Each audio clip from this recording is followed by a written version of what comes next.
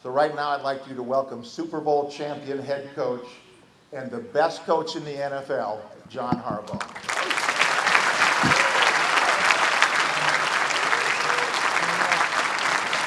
I did bring the trusty glasses.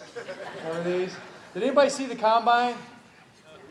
Did you see that? Did you see the shot when I was like going like that? I had to call Manti and apologize immediately thereafter. It was before he even finished the race. I mean, come on. I mean, these guys.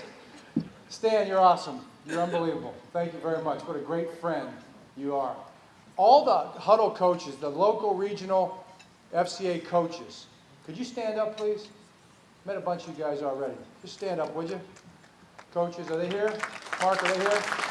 Please give them a hand. Yeah, there, okay. Stand up. Thanks.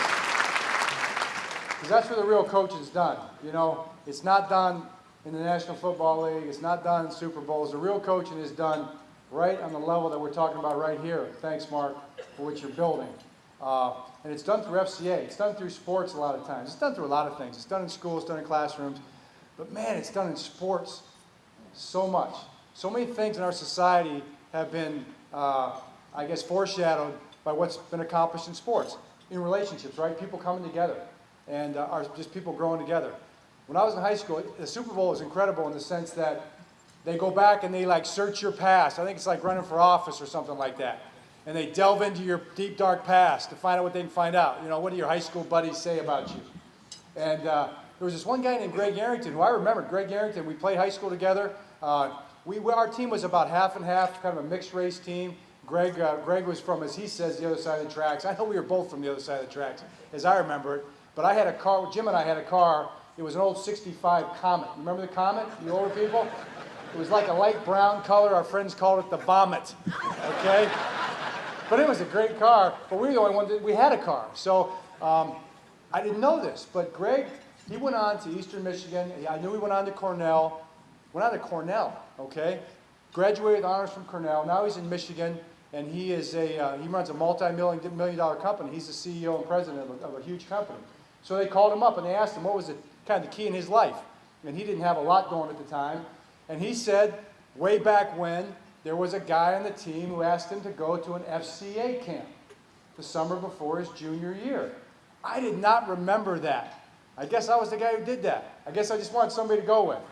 And about 4 or 5 of us went to this camp, kind of like we were hearing about here earlier, and it changed his life, and it started to change my life too. Then I got to college, and it was Campus Crusade. All right, you guys know Campus Crusade? Campus Crusade was involved with our football team. And one of the wide receivers, Kurt Custer, he used to beat up on me daily. He'd beat up on me at practice, and he'd put his arm around me and take me to Bible study later that night. His way of saying sorry, I think. I don't know. Thanks, Kurt. I mean, this guy can be a Christian. This big physical stud who was beating me up every day can be a Christian. There must be something pretty special about that. So I became a Christian. And then he still was beating up on me every day. It didn't work. And then got into college and got into coaching, and you know, you kind of weave your way. Like it kind of we said in the thing, everybody's in a different place with quote unquote religion or faith or whatever you want to call it. And you know, you get close to God, you get away from God. You know, things start going bad, you get close to God again. Things start going good, you kind of forget, you know. And ran into a guy named Craig Verstig, who's on our staff now, and a guy named Mark Householder, who's the president for Athletes in Action. And we had weekly Bible studies every Thursday morning at Perkins. And we showed up most of the time. Sometimes we left Mark hanging. And that changed my life. And that's when I finally figured out that God's in control. You know, God's in control of our life and everything. And for whatever reason, that journey landed in the Superdome, you know, with the lights out, kind of like this. You know, what happened to the lights, by the way? Stan, I knew you were going to do the little trick, but the light you told me was going to be permanent. It's about how long it lasted, too. I'm going to try to do a lot better than I did after the lights went out in the Superdome. Oh, my God. Can you believe that? Right? We were rolling! Okay, Jacoby takes the thing back, and all I could think of is 29 more minutes. Let's get this thing over with, okay? We're in pretty good shape. And then the lights went out. Now, the other thing I have to say is like nobody's perfect, right? So this journey ended, and it was an amazing faith journey that I just want to kind of share with you a little bit. And then Mike Kensel from the NFL comes over and he starts explaining things to me, you know. I did lose my poise there a little bit. Are there any lip readers in the house? Denying everything, you know. Oh, man, you know. So lost it there for a little bit. I thought he deserved it. Mike Kensel, he tells me like he's like the most famous guy in New York now. He's in New York. He says he goes to the grocery store. People are like, you're the guy. You're the guy in the suit that Harbaugh was taking a piece out of your rear end, you know? Yeah, that's me. He's kind of proud of it, I think. But it's amazing what happens, and it's amazing what we went through, and it's amazing what we experienced. It's amazing that you know, what a little bit of faith can do with a bunch of guys on a football team or in life or whatever it is, when guys start caring more about each other than caring about themselves. And it's kind of a crazy thing because football and sports, I mean, you know, it's money and there's a lot of attention and those kind of things that can derail teams. We told our team midway through the season that the one true champion will be crowned. And it will be the team that overcomes adversity better than any other team in the National Football League. It won't be the best team. It won't be the best team on paper. It will be the team that plays the best, okay? The team that plays the best together, and that's what our guys did. And that was the most amazing, wonderful thing. We also got a great coaching job out of our tight ends coach, a guy named Wade Harmon. Now, Wade tells me he's here. Where you at, Wade? Stand up. There he is right there. Wade Harmon. Incredible job. Wade's a strong Christian, and he's in chapel every Sunday before the games. Dennis Pitta, you know, Ed Dixon, and Billy Badgema. Those are his guys. Billy Badgema might be the best Super Bowl story of the whole week, okay? So Billy's just the nicest guy. He's a strong Christian, got a family and everything. I heard a story that Billy, once we got back to the hotel, and I heard, and this is just flying into the New Orleans, I heard we had an injury already. It's like, you're kidding me. What happened? Billy Badgema hurt his head. He might have a concussion. He might be out. I cannot imagine what happened. He hit his head on the doorway coming out of the plane, okay? So I asked Billy, you know it's a big deal coming out of the plane, right? You know the cameras are on you. Did you notice we were suited up with ties? Yeah? Looking like we had a little bit of class, okay? Sometimes it's more important how you look. And so I said, Billy, what happened? He goes, yeah, well, he goes, Coach, I was coming off the plane and I thought I ducked low enough, and I just banged my head against the side of the plane. He said, but it was okay. I looked around, and nobody saw me, so it was cool. Like, Billy, there were 100 cameras out there right in front of us. Everybody saw you. Billy played pretty good, though, huh, Wade? He got after people. So just an amazing journey. And I guess what you do is you say, okay, how did it happen? How did we get there? How did we get to this point? And you go back to training camp. You go back to when we first started the season. And we talked to the guys about, the one phrase we used was, the days are long, but the years are short, okay? And all of us who are getting a little older, we can all vouch for that, right? Doesn't time just accelerate, okay? And we talked to our team at times about moments and eternity and all those kind of things. Believe me, these guys are deep thinkers. Football players got to be smart, especially offensive linemen. So Matt Burke and I usually have most of these conversations. But some of the other guys are somewhat interested. And I'll tell you, Ray's a really deep thinker, and Ed Reed and stuff like that. But anyway, so hey man, how does all this stuff work? What's important in life and what really matters and those kind of things. Those are the kind of things guys talk about. And you experience them in football or any sport, maybe any endeavor that's important to you, your professional life. You experience these things. This is what life is, okay? All right? The day in New England, the moment in New England, the split second in New England when we dropped the game, so to speak.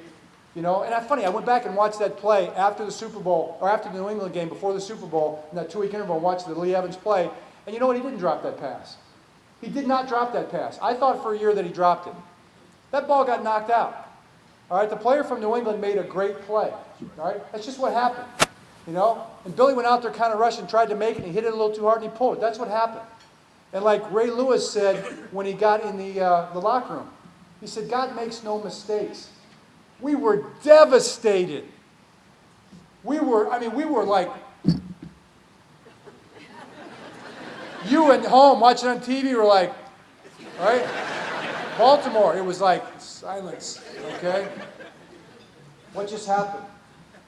How do you describe it? How do you explain it? Put your arms around it. We were that close. We were that close. That moment, that split second from the Super Bowl. And we weren't. We were going home. Like an eternity. And we'll live with it. I mean, you live with it forever. Okay, that's what. And then you go back 5 years before. All right, you start getting to know these guys. And we talk to the guys about building a foundation. And then we're going to sink the roots deep. We're not going to build our house on sand. We're going to build it on a foundation of bedrock. We're going to sink the pilings deep in a foundation of bedrock. And we're going to do that every single year. We talked about the Nehemiah story, okay? You all know the Nehemiah story, or some people know the Nehemiah story? All right? It goes back and builds the wall around Jerusalem, around the temple. All right, we're going to build a wall. And when you build a wall, you're going to come under attack. It's going to be a lot of hard work, and there's got to be a lot of cooperation and obedience and courage and strength and all those kind of things. And it's going to take a shovel. But it's also going to take a sword because you're going to come under attack. So we had a shovel and a sword in Oakland in 2009 when we finally made the playoffs, you know. The shovel to do the work and a sword to fend off our enemies. Isn't life like that? You got to do that, man. There are enemies in life. And there is work to be done, okay? So that was going to be important. Talk to him about David's mighty men. And we had great generals on our team. Great people that know how to lead. Guys like Ray, guys like Joe, guys like Ray Rice, who also understand how to follow. You can't be a great leader unless you're a great follower, right? All right, David was a mighty king. He was also a great follower. He's a shepherd. He's following orders. He's out there tending to the flock. All right, it wasn't a very important job, but it was his job. So it was the most important job. And along the way, God taught him how to handle the weapon he was going to need to conquer the biggest enemy in his life. And then there were other enemies in his life too. But what he did was he put together a group of 33 men. And they were his mighty men. He called them his mighty men. You know? Why couldn't our team be mighty men for one another? 53 leaders, 53 mighty men. So we had sweatsuits made up and T-shirts. Guys like sweatsuits and T-shirts. You know? I'll be a mighty man if I get a sweatsuit. Where with pride. You know? Coaches got sweatsuits too, right? Wade sweatsuit standing there waiting for him every morning. He wears it every single day. You know? And you start taking pride in that kind of stuff. So we had these journeys, man. 2008, we make it to the championship game. And we block a guy out of bounds late. We don't find a way to win the game. A game we really didn't deserve to win, but we could have won. And we weren't in the Super Bowl. Then the next year we go 9-7. We fight our way back in there. And if I recall right, we go to Indianapolis, okay? And we get beat. We got a lot of bad calls on that game too. Not making it, just saying, as Rex would say, just saying, you know. Okay, the next year we battle our way back, and I think we went 11-5 maybe the next year, or 12-4. Went 12-4 maybe the next year, and we're good. We got a really good team. Okay, we go to Pittsburgh and we're up 21-7. All right, we're getting after these guys. Yeah, I hear you. It lasts for eternity, right? It never goes away. And we turn the ball over 3 times in the third quarter. We hadn't done that all year. And we lose the game, and our guys are mad, you know, at each other. We're all mad. All right, but we fought our way back. We got past it. We fought our way back. We're going to that 4th year. That was 2011. And we have a good team again. We beat a lot of good teams. We lose to some not so good teams, didn't we? Went on the road. Jay Mattis, hey, how you doing, buddy? Good to see you. And we're trying to figure ourselves out. And we beat Houston. We find a way to beat Houston. They're pretty good. Jacoby Jones helped us out, if you remember. Thanks, Jacoby. We didn't have a deal. He did pretty well this year, don't you think? Coming back. So we beat Houston. We go to New England and we play a really good game. We fight like crazy. It's so hard to win in New England. Okay, they're good. We fight. Comes right down, and there we are at that moment when Ray says, "God makes no mistakes." And we get on those buses, and it's a 40-minute bus ride down to Providence, and we get on the plane, and we're just trying to figure it out. And I think I got asked right up through the season, you know, "Are you over it yet?" No, I'm never going to get over it. You know, you're never going to get over it. It's okay. You don't need to get over it. You know, 100% pain, 100% moving on to the next, 100% proud of our guys. Because I was so proud, so genuinely in awe of our players in the locker room after that game. And I told a bunch of people after the game, I had a peace that surpasses all understanding. And I knew where that peace came from, and it had been, 30-some years in the making. And God had all those challenges and obstacles and moments with people and the different things and the lessons that had been taught were there for that one moment. So, as a leader, I could walk in that locker room and handle that the right way. In other words, I didn't handle it. God handled it. God spoke through Ray. God spoke through me, our demeanor, and our players. Whatever happened, it was beyond us. You couldn't think of what to say. Who could think of what to say in a moment like that? And we just went right back to work. And then look what happened this year with our team, okay? The days are long, but the years are short. So we go into training camp, and I want you to know, our guys can vouch for it. The days were long in training camp. And we worked. We worked as hard as we've ever worked, okay? You got to work hard to be good, right?